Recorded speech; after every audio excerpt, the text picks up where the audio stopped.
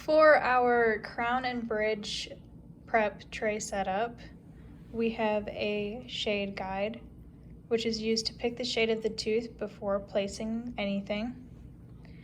And then we have the universal surgical needle holder, used to grasp things.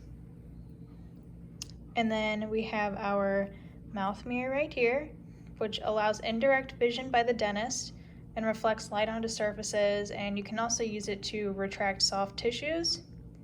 Then we have an explorer, which is used to examine teeth for the presence of cavities. Then the cotton pliers here, which are used to grasp and transfer items or material into and out of the oral cavity. And then we have the spoon excavator, which is used to remove carious dentin. And then the gingival cord packing instrument, which is used to pack the retention cord. And we also have the Woodson, which is used as a burnisher and a condenser in this procedure. Then we have our mixing spatula, which is used to mix the IRM and the articulating paper and the holder. The holder is used to hold the articulating paper in place, and the articulating paper is used to highlight occlusal contacts. And then we also have the crown and bridge scissors here, which are used to trim aluminum temporary crowns on the gingival side and to trim custom temporary crowns. We have the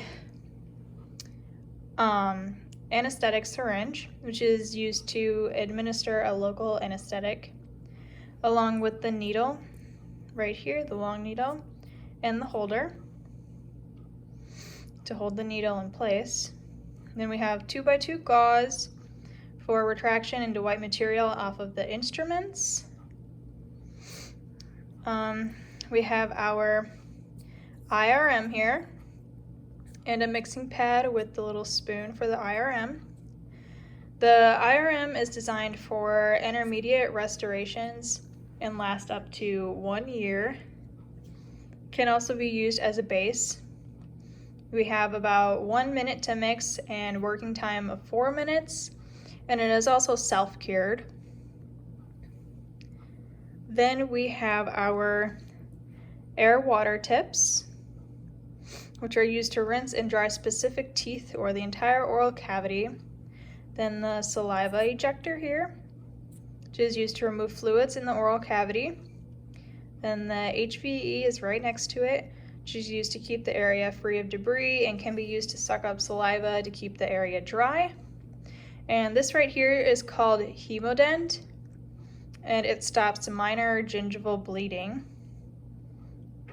And then we have a triple tray right here, which is taken prior to preparing the teeth, can be utilized to fabricate both the temporary restoration and the final impression. This tray right here is an upper right and a lower left quadrant tray for final impressions.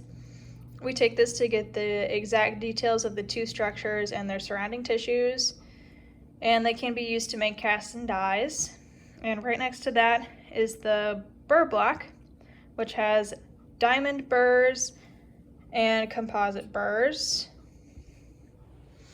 And then we have all of our different size cords that we can use, and the adhesive is used in the quadrant trays like these. The adhesive is used to ensure that the completed impression remains firmly attached to the tray upon removal. This right here is a temporary crown material. It's used to